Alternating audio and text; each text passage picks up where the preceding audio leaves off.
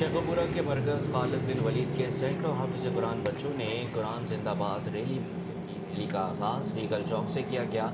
Rally Sargodha road से यादगार चौक और वहां से लाहौर रोड से होती हुई वापस मरकज़ खालिद बिन वलीद पहुंचकर अख्ताम पजीर हुए। रैली के शुरा ने हाथों में कुरान पाक और कुरान पाक से मोहब्बत के इजहार पर मबनी मुख्तलिफ प्ले कार्ड्स उठाकर इस इज़्म का इजहार किया कि कुफ़ार जो मर्जी कर लें, कुरान पाक ता क़यामत महफूज रहेगा, क्योंकि इसकी हिफाजत का ज़िम्मा खुद अल्लाह ताला ने ले रखा है। रैली के शुरा ने इस इज़्म का भी अदा किया कि वो ज़्यादा से ज़्यादा कुरान पाक की तिलावत और इसको हिफ्ज़ करके कुरान से मोहब्बत का इजहार करेंगे।